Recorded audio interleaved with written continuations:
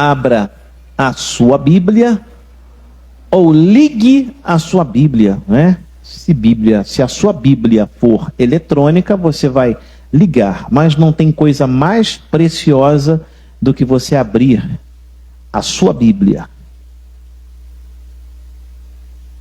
Juízes, capítulo de número 6, versículo de número 11.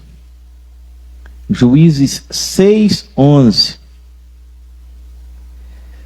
É uma passagem bastante conhecida que fala sobre Gideão.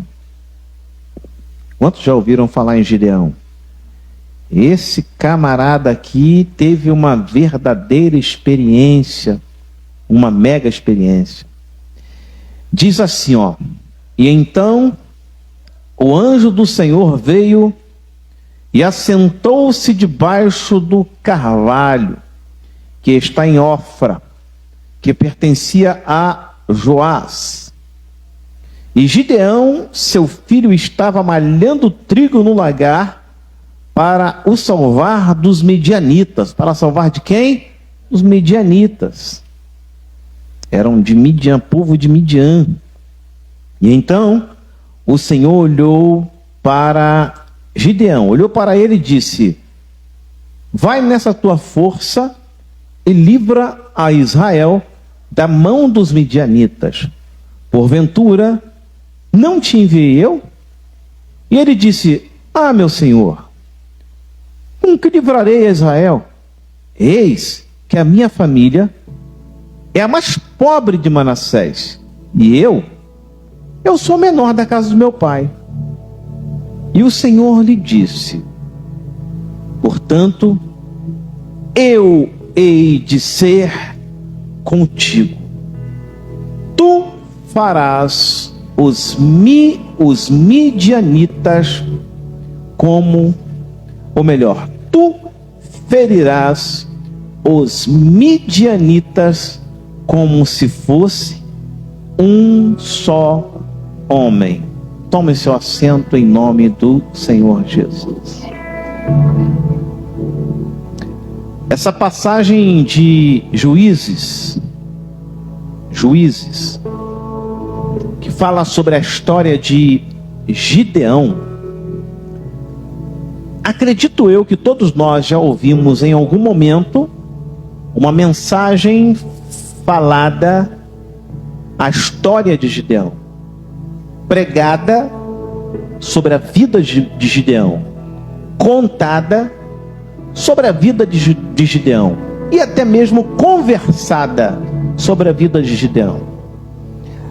A bem da verdade que Gideão, a história que você acabou de ler e que acabou de ser narrada, é uma história muito interessante. E ela deve ser replicada nos dias atuais em nossas vidas. Se há uma história que você deve ler e aplicá-la diariamente, é a história de Gideão. A princípio, Gideão estava fugindo.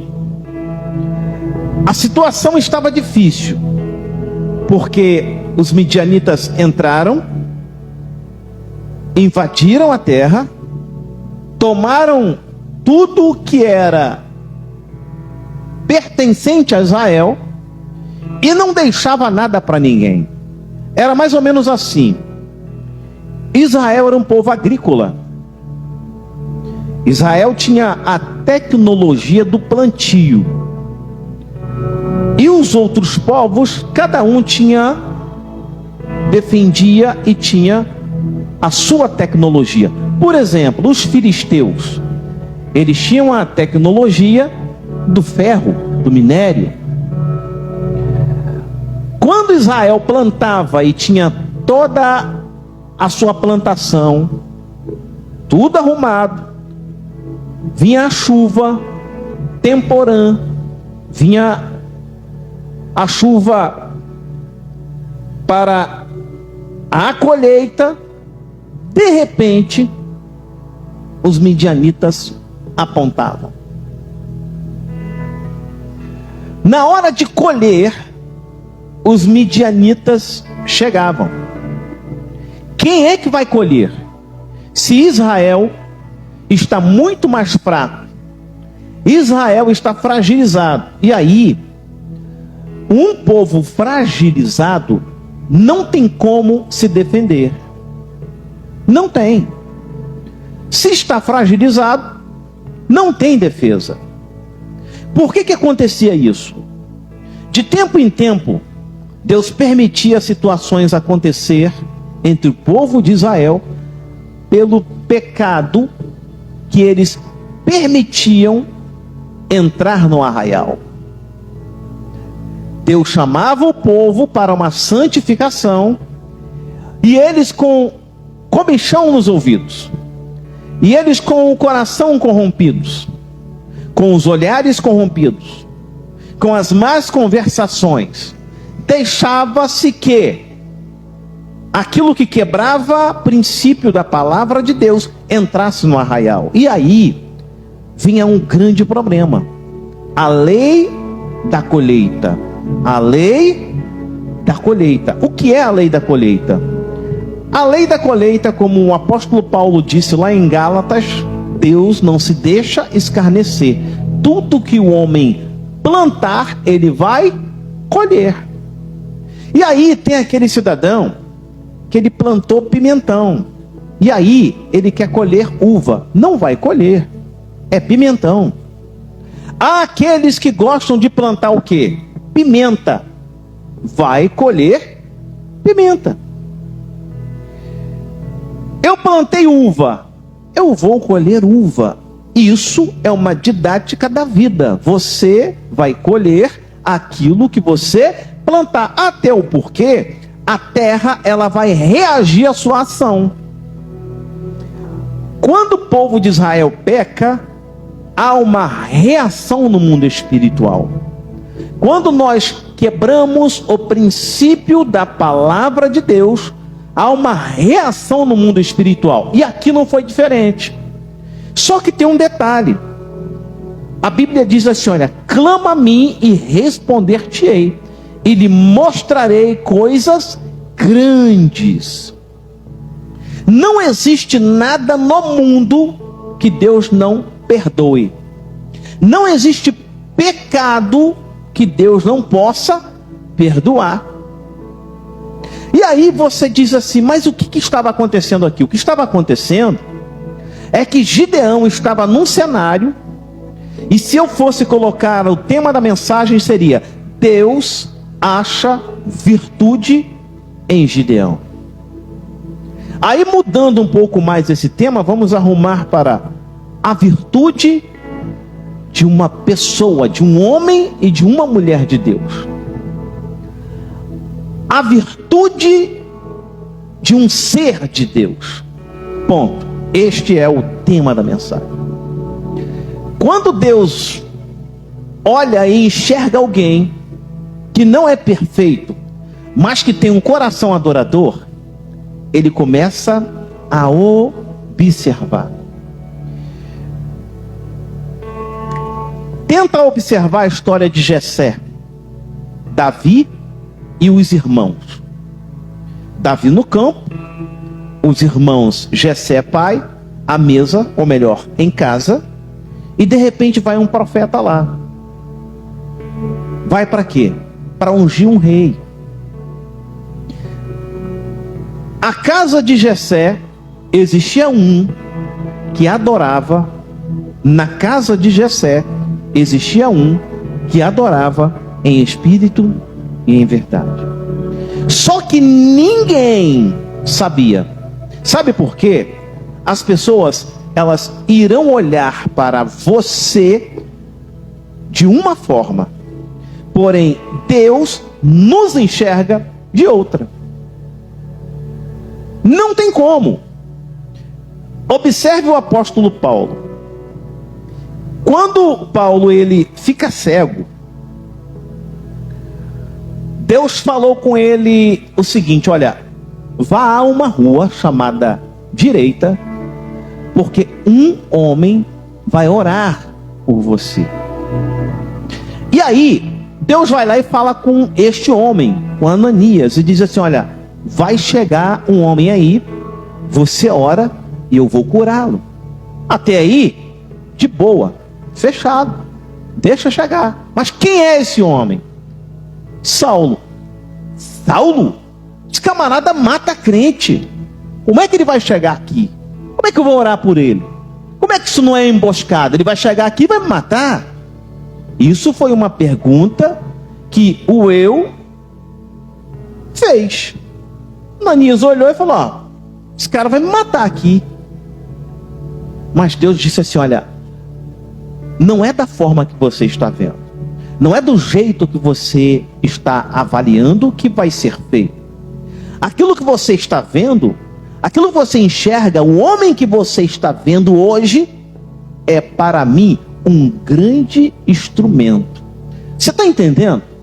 O camarada, ele era cruel. Só que Deus já enxergava lá na frente. E aí você precisa entender uma coisa. Eu quero liberar uma palavra num profético agora, e você precisa guardar esta palavra. Hoje você não está vendo nada. Agora você não vê nada. Só que o Deus que você serve já está lá na frente e decretou a tua vitória. Ele te aguarda lá. Ele te aguarda lá. Você só tem que firmar a tua mente, o teu coração, o teu passo, porque Deus te aguarda na tua promessa. Aquilo que ninguém está vendo em você, Deus já decretou e aguarda você lá na frente. Então você só precisa de uma coisa: acreditar na palavra, viver a palavra, entender a palavra, vivificar nela, mergulhar nela, porque Deus já enxergou o teu milagre. Gideão, a situação é a seguinte: os midianitas entraram, chegaram lá, entraram no arraial, tomaram tudo, e agora? Eu preciso me esconder, porque se eu não me escondo, a minha cabeça será tomada. E ele está com a mente e a forma de pensar correta. Se ele fica lá, morreria. Qualquer um faria isso. Está escondido, numa situação caótica, com fome, situação difícil, tendo que trabalhar, vigiando o exército, pessoas inimigas, num local que não era para malhar trigo, totalmente inapropriado para isso. Só que tem um detalhe: não importa o cenário, o que importa é que Deus está lá. Com Jonas, o cenário não importa. Se Deus está lá, vai acontecer um milagre. Ele foi lançado no mar. Jonas, lançado no mar. Mas se Deus está lá, vai chegar um peixe para guardá-lo. Mesmo que esteja numa situação caótica, a palavra vai cumprir. Gideão, e agora? Perceba-se que Gideão, numa situação difícil, a Bíblia diz que um anjo, e então o anjo do Senhor lhe aparece e diz para ele: o Senhor é contigo. Tenta imaginar um cenário difícil e Deus falando assim: eu sou contigo. Tenta imaginar um cenário complicado e Deus falando para você: olha, aguarda aí, guarda o teu coração, guarda a tua fé, porque eu sou contigo. Sabe por quê? Ele já chegou no lugar do milagre. Ele já enxergou, ele já criou, porque ele criou o teu milagre. E se ele criou, ele já está lá. Só que tem um detalhe: a situação, o ambiente, a circunstância, o momento não nos mostra isso. Não mostra. O momento não mostra isso. E aí o que fazer? Ouvir a palavra. O Senhor é contigo, varão valoroso. E a questão é: Deus enxergava a virtude nele sem ele entender. Não tem aquela questão de você às vezes não consegue enxergar a virtude de Deus que há em você. Deus colocou algo sobrenatural dentro de você. você nasceu, Deus colocou algo sobrenatural dentro de você. Então você precisa acreditar no milagre que Ele colocou, na virtude que Ele colocou, na bênção que Ele colocou, no decreto que Ele já fez, no decreto que Ele já estabeleceu. Então, em nome do Senhor Jesus Cristo, creia no milagre do céu, porque Deus já está lá. Creia no milagre do céu, porque Deus já estabeleceu. Creia no milagre do céu, porque Deus já trilhou o teu milagre. Deus já trilhou o teu milagre. Já está pronto. Diga comigo: o meu milagre já está pronto. Está lá. O teu milagre já está pronto. Por quê? Tu és varão valoroso. Por quê? Tu és varoa valorosa. E aí, você olha para a situação como aconteceu com Gideão. Mas como vai acontecer? Os nossos pais disseram toda a história que aconteceu desde o Egito. Mas olha isso. Olha o que está acontecendo. O cenário está completamente inadequado para que aconteça o milagre. Em outras palavras. Só que tem um detalhe. Quando Deus promete, Ele cumpre. A Bíblia diz que o Senhor olhou para ele e disse: vai nesta tua força e livra a Israel da mão dos midianitas.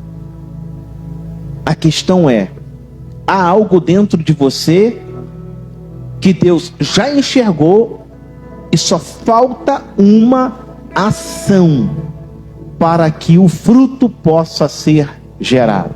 Qual é a ação? Plantar a semente na terra. Qual é a ação? É começar a acreditar que a terra, ela vai gerar o teu milagre. É acreditar que a terra vai gerar o teu milagre, por mais que você não esteja enxergando. Assim como ele: eu sou menor, a minha família é menor, eu sou menor da tribo, as coisas para nós sempre é um pouco mais complicado. Só que tem um detalhe: quando você tem uma palavra de Deus dizendo o Senhor é contigo, esquece. Quando você tem uma palavra de Deus dizendo o Senhor é contigo, pode esquecer, porque pode a barreira se levantar, pode a luta acontecer, o vale chegar, mas Deus é contigo. Você tem esta palavra, Deus é contigo. Você tem essa palavra, Deus é contigo. Você tem esta palavra. A única coisa é que você precisa ter coragem, porque Deus já decretou. Tudo que está difícil será e se tornará algo muito fácil, porque Deus já preparou. Deus já preparou. A questão é: eu entendi isso.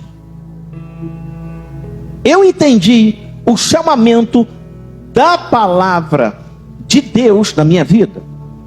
Porque o maior embaraço não é com Deus, não é com o vizinho, não é com o pastor, não é com a igreja, não é com os irmãos. Não, o maior embaraço está dentro de mim. Quem embaraça tudo, quem tem o potencial de embaraçar tudo, somos nós, colocando barreira onde não existe. Porque Gideão olhou uma barreira e disse assim: ó, a primeira barreira, eu sou menor. Segunda barreira, minha família é menor. Terceira barreira, como eu vou fazer isso? Você entende que a situação no dia a dia sempre tem barreiras para atrapalhar? Sempre tem. Sempre tem uma barreira para atrapalhar. Mas a barreira, ela é necessária. Ela é necessária. Ela é necessária. Faraó recebe Moisés no palácio. Quem mandou Moisés lá? Deus. Mas antes do faraó recebê-lo, ele vai a primeira vez e volta. E aí, Moisés chega diante do Criador e diz assim: olha, eu já fui a primeira vez e ele mandou voltar. E o Criador disse para ele assim: eu sei. Ah, tu sabe? Sei. Porque eu estou fazendo isso. Mas para aí, o senhor me manda libertar e agora o senhor diz que está endurecendo o coração dele?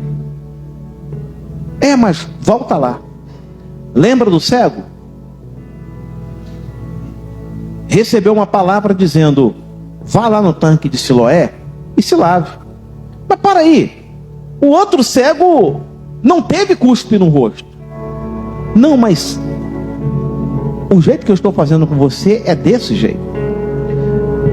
A Bíblia diz, o apóstolo Paulo diz que Deus tem multiformas de trabalhar. Então tem coisas que Deus vai trabalhar na tua vida que é diferenciado, você e Deus. Você só precisa estar focado, de olho, com a tua mente, o teu coração, voltado para a palavra de Deus. Você precisa ter uma vida de oração e consagração, para que Deus fale com você de forma clara e objetiva. Sendo assim, as coisas irão acontecer e você, por mais que esteja difícil, retorna, porque eu estou no meio deste negócio. E aí agora Faraó recebe. Vai a primeira, não recebe. Vai a segunda, não recebe. Mas vai chegar um momento que o próprio Deus já preparou o ambiente. Deus prepara o ambiente para que as coisas possam acontecer. Mas vai acontecer como? Não sei. Pergunta é boa. Eu também gostaria de saber. Mas vai acontecer. Gideão agora ele se levanta. Ele agora tem uma palavra. Ele agora viu um anjo. O anjo conversou com ele, liberou uma palavra, e debaixo desta palavra ele conquista uma grande vitória. A questão é: eu estou disposto a obedecer? Se eu estou disposto a obedecer, Deus virá comigo nesta batalha. Se eu estou disposto a abrir mão, Deus vai entrar comigo no negócio. Se eu estou disposto a obedecer aquilo que Deus falou, se eu acredito de todo o coração, não importa a tempestade, mas vai acontecer. Como?